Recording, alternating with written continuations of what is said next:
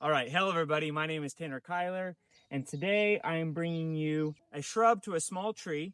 This is the American elderberry, also known as the common elderberry, or Sambucus canadensis. Not sure if that pronunciation was correct, but best I got. So as you can see, this guy is in full bloom right now. He still has a few blooms to be coming along this way. There's a lot of birds out here today, so I hope you guys can hear me well over all of them. But that's part of why we want to plant all of these, to give these guys tons of habitat. So right now, looking at this, we have a ton of solitary bees, a ton of beetles like lightning bugs and other beetles all over this thing. And this is an excellent plant to plant within most of North America. This is a fast-growing deciduous shrub, the small tree, like I mentioned. It is native to most of North America, and it grows basically everywhere in the lower 48, but the Pacific Northwest and Utah and Nevada. So if you live in any of the other states, from California, east all the way to Florida, and then all the way north into Canada, this guy is for you. So this is a very tough plant. That range that I was talking about also extends all the way to South America and to Central America, and has one of the widest range of a plant that I have ever seen. So it grows just about everywhere that you can grow this guy. I think it's also native up into Alaska as well. So its appearance is upright to arching. It has fern-like leaves with a compound leaf. So I'll break one of these off here for the video. This is one leaf here. So it is a leaflet. This one leaflet has 1, 2, 3, 4, 5, 6, 7, 8, 9 leaves. So 5 to 11 leaflets per leaf. And these will turn yellow to red into later summer. So these beautiful compound umbrella-like flowers, these creamy white fragrant flowers, they're also called cymes, or large flattened top flowers with hundreds of smaller florets. So this one floret or flower has about 1,000 smaller flowers, and each one of those flowers will be pollinated and will produce a small berry on it. So it is now June, early June, and it will continue blooming through July. If you're farther in the north, it might not bloom until later July, but here it should be done blooming by the end of July. So in late summer, these flowers here on these florets will turn into small black berries, which can be consumed. Now there is something to be very careful about.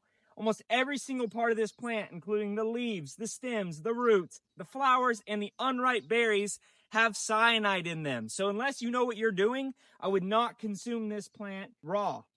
Now, it is used for a lot of culinary dishes, and people make jams, jellies, pies, syrup, and wine out of these berries, which are all delicious. Those also come with some medicinal values, being able to help support your immune system, and they have antiviral properties.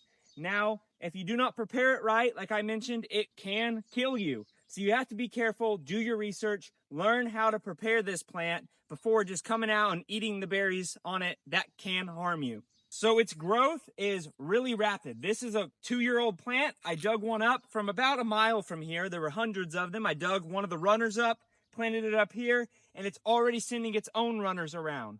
Now, they will form dense colonies of themselves, which can be maintained by harsh pruning. So in the fall, it needs to be harshly pruned back. I don't normally have to do anything because the deer come around in the fall and eat this guy to the ground, leaving behind a few stems. I believe its stems are a grayish color with speckles all over them, but I'm not 100% certain on that. Like I said, it'll form suckers, so it will spread. That means I probably want to cut this guy back because I don't want it getting much bigger than it already is. Now in the future, when this bald cypress here gets a little larger, I might let it spread because it'll grow in the part sun area. But they do need some sun to survive. They will not grow in full shade, but they won't definitely bloom like this one is. Because I'm just going to bring this over. Just look how large this bloom is compared to my face. That thing is insane. And it also smells amazing. So you can smell it from a good ways away. This chicken coop next to me smells horrendous. So it helps kind of mask that smell a tiny bit. Not very much though. So it prefers humus-rich, moist, well-draining soil. So sandy soil near creek bottoms, river banks.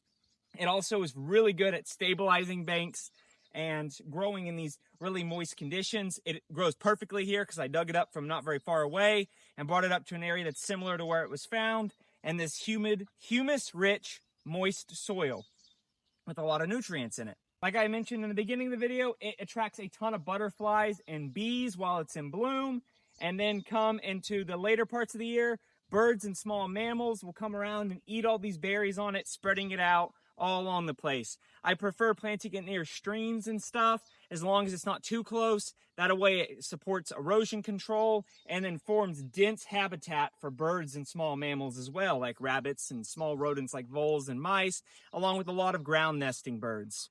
So before we finish up this video, I'm going to talk about some places that you guys can plant this if you live in cities.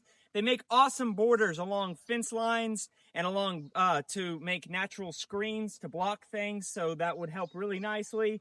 Maybe if you don't want to see your neighbor's house, you can plant them in a row along there, mow along them, keep them nice and tidy. They like rain gardens because they like the moist soils, and so you can put them in rain gardens. They definitely help with flood control as they soak up a ton of water and have a large fibrous root system that'll help mitigate that. They like naturalized areas, areas that may have been destroyed at one point, and then as they start to heal back, this actually was growing in a devastation area, an area that was dozed decades ago, and they have just dominated that area. So they definitely like damaged soils as well as healthy soil. So they'll grow just about anywhere you put them. They like slightly acidic soil as well. I didn't mention that earlier.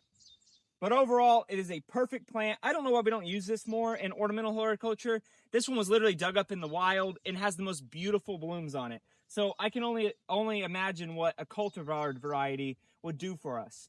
But like I said, that's about it for today's video. I hope you enjoyed. Please like and subscribe. This entire channel is to promote natural native plants to areas, help support our local ecosystems, and to educate people about the importance of our native plants and animals. Liking and subscribing helps this channel grow. If we grow to a point where we start making money, we'll be able to purchase and preserve more areas. I'm already preserving several acres of land that we have tons of native plants to Oklahoma in, but I'd love to be able to venture out, buying land in places like Arizona, New Mexico, preserving the deserts, preserving river bottoms, preserving anything we can, even being able to buy old land that has been dozed and destroyed and bring it back to its former glory. With that, please leave a comment if you have any questions or concerns. I try to reach out to each and every single one of you, leaving a comment if you guys have any questions, if I missed something in this video.